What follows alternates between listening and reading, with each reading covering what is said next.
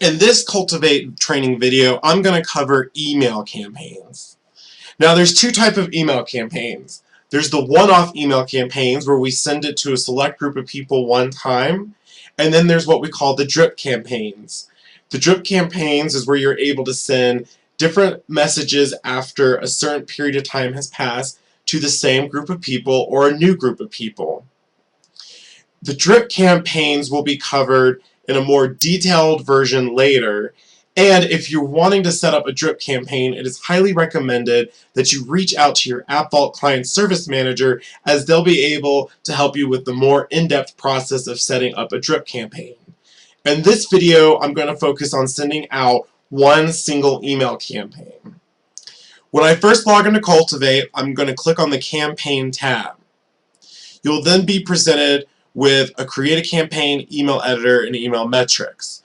What I'm going to want to do first is actually click on the Email Editor. This is where I'll be able to create my template. We do have a What You See, What You Get editor that is built inside the tool. However, you do have the ability to import HTML from another email editor of your choice. I can either start a new template or select a previously used one. You also have the ability to change the template name and the message subject here.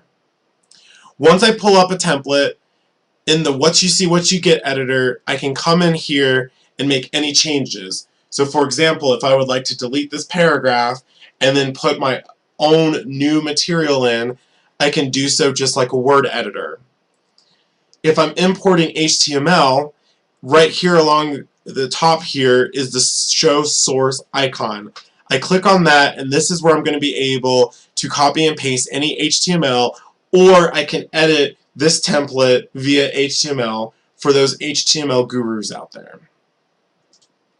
Once I get done editing my template or copying and pasting, down here on the left you do have the ability to preview what the template's going to look like inside of a browser.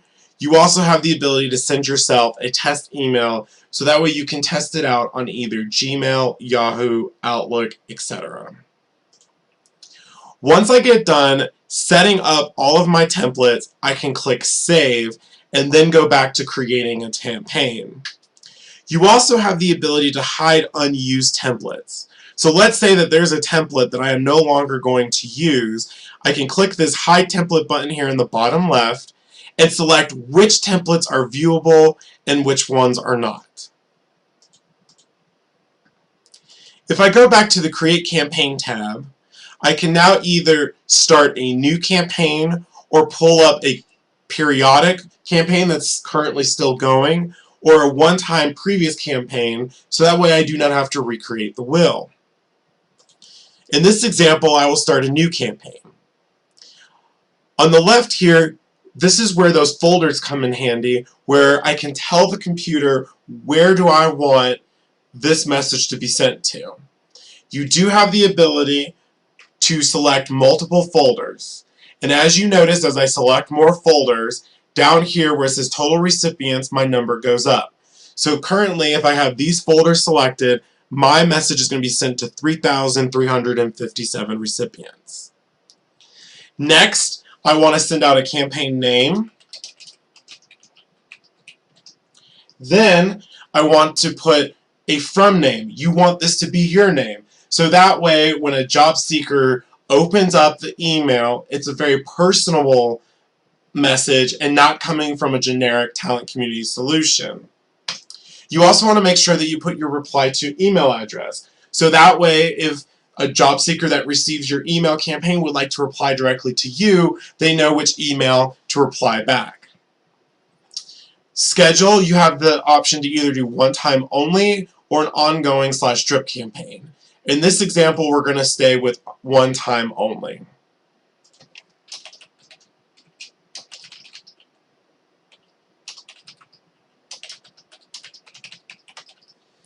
You also have the ability to control the send and start date.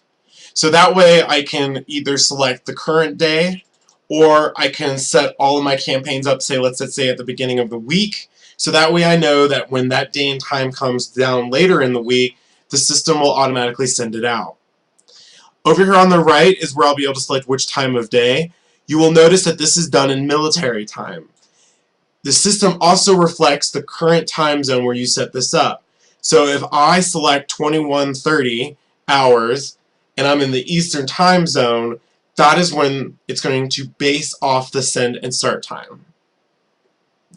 You also have the ability to tell the system what days not to send on. So if you've done research in the past and have noticed that your campaigns get the best results on a Tuesday, I can tell the system to only send out on a Tuesday by selecting all of the other days to do not send on. You can also have the system avoid US holidays. Here where the email details are, I'm able to select a template.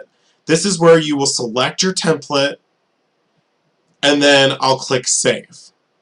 Once I click Save, the system will then send the email out on the select send/start date that I had told it to send on. You do have the ability to come in and make any further changes prior to that start date.